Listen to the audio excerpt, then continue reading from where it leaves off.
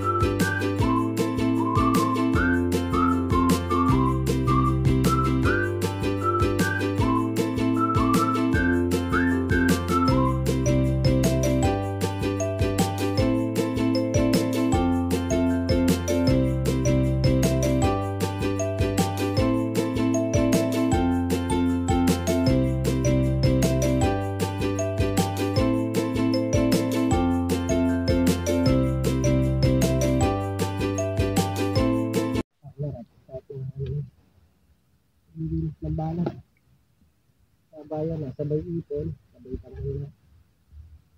Ulo. Para isang trabaho na lang. Uy, utol. Pinutol. Balik na.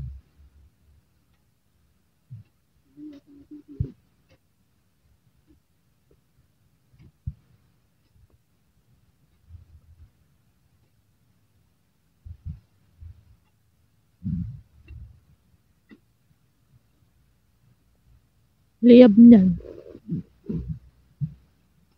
Sigana rin na.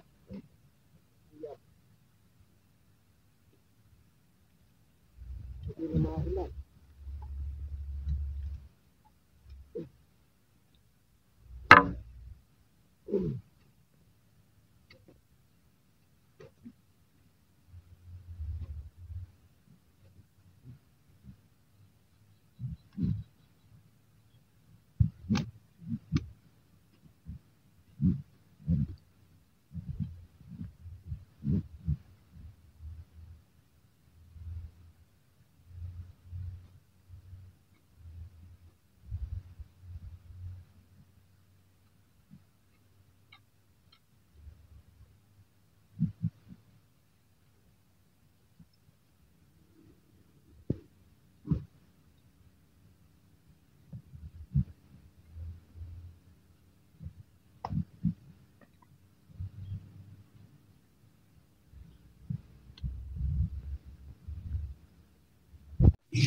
Yan mga partner, at mag-start na uli kayo sinasabayan na ng tabas ng kalamansi. Ano na tayo, 3 dayos kanina na nalinis. Halos kulang-kulang kalahati na yung amin natatanggalan ng bagging tsaka tulos. Sabayan na lahat para isang trabaho na lang. Pati pag-iipon ng bagging, niipon na rin namin.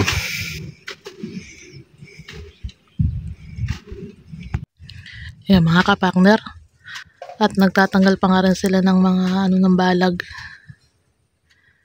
Kitang-kita yung kalamansi. Ang ganda. Ang lalaki na. Parang kailan lang.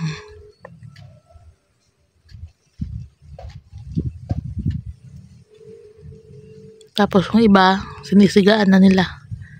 Kasi nga naman baka mamaya maulan pa. Pag naulan pa, babasa, hindi naman masisigaan kagad. Kaya nagano sila siga.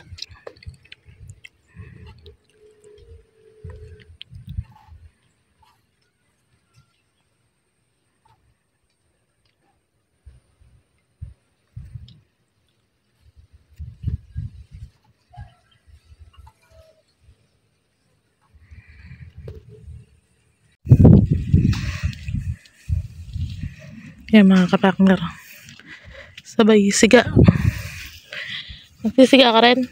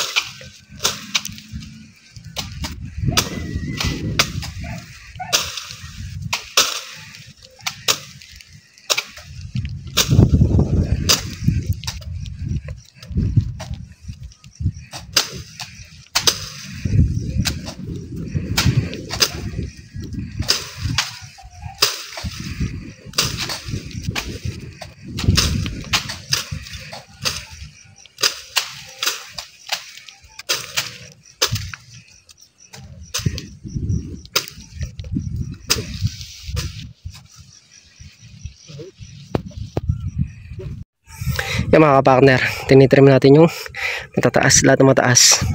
Tinitrim namin nila katraps, yung nadadaanan namin yan. Pinapupunggok namin para bumilog. Kasi yung iba yan mataas na. Wala pang 2 years. Mataas na kaagad. Pag inabot pa ng 2 years yan, baka amdamnyuhin na yan. Kaya tinitrim namin. Ayan mga kapakner, bali nagtatanim nga sila partner doon ng ano, papaya sa mga gilid na yun. Kasi lipatin na yung mga papaya. Malalaki na.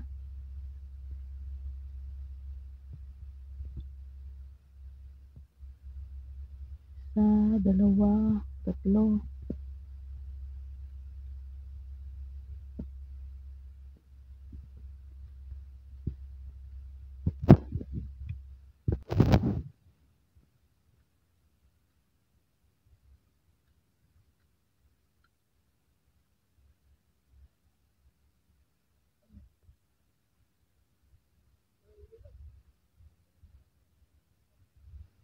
Dapat sinigaan mo muna sinigaan.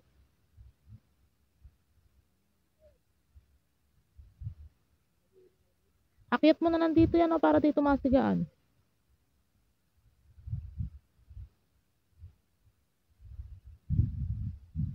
Yan mga kapakner yung mga na-spray na tuyo. Kailangan sigaan.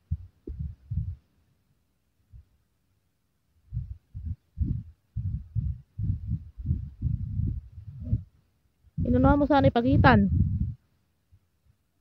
Mamaya.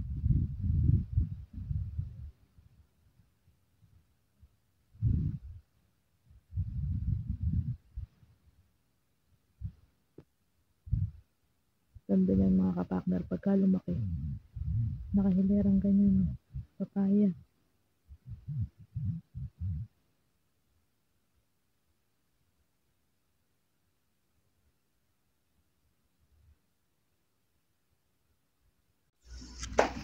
Yung mga kapakner, kragers katarin natin yung natirang damo na yun para masigan.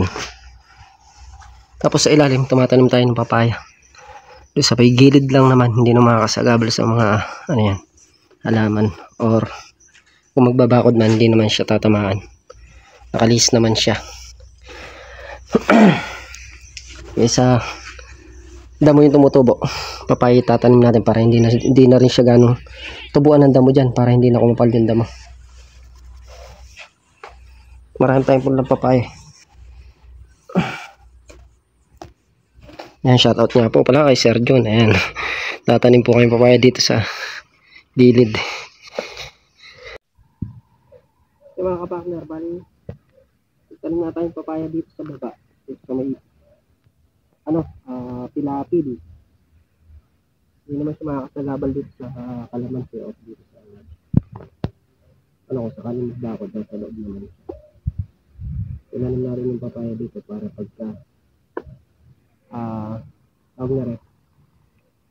Malaking bagay kasi may tanamin dito. Pang sa damo. Pang control din sa damo yan. Para hindi na nagdadamo tong Tapos dito, may tatanim pa tayo dito yung tanglad siguro. So, sa damo ko yung tubo dito. Tanglad. 4. Ladayos. Pero hindi pa ngayon. Nilinis pa eh. Pagka nasigan ng lahat. Kaya sa damo yung tumubo. Tanglad na lang. Kasi puro talahib yung tumutubo dito mga kapakner kapag kapag tag-ulan na ganyan. Itong tanglad yung tatanim natin. May ipit na yung mga ibang damo. Hindi na siya tutubuan ng ibang damo. Yung tanglad naman, mapapakinabangan pa po itong pang-harvest yun. 4 months, 5 months, basta tumaas. Pwede nang harvest yun.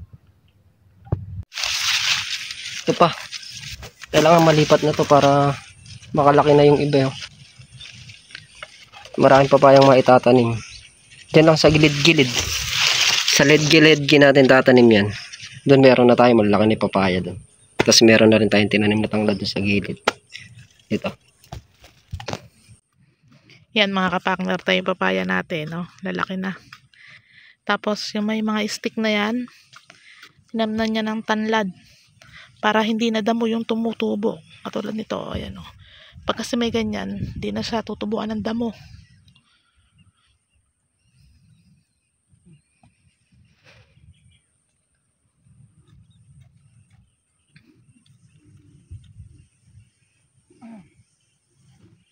kapayo.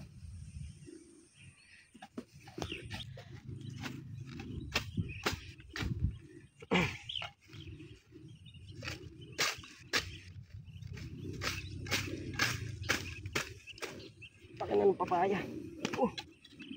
Lambo na kasi ito. Mabilis lang lumaki. Ganda niya pagkawag na ganyan. Pagkatuloy-tuloy.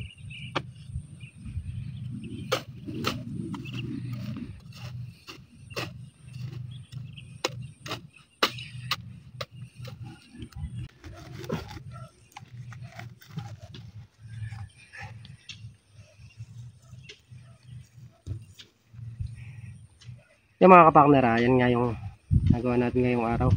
Bukas na kami magaan. Tatabas ulit. Bukas ng hapon. Kaya rin pumitas ng upo. Pakalas balang ulit kami. Sabayan na kasi yung ginawa namin. Pagtatanggal ng buho, pag-iipon ng sukal, pagtatastas, tsaka nga yung pagtitrim ng kalamansi. Kaya medyo matagal tastasan. So mga kapaknara, hanggang dito na nga muna yung ating simpleng video. Muli po, thank you po sa support at wala. Ingat po ang lahat and God bless.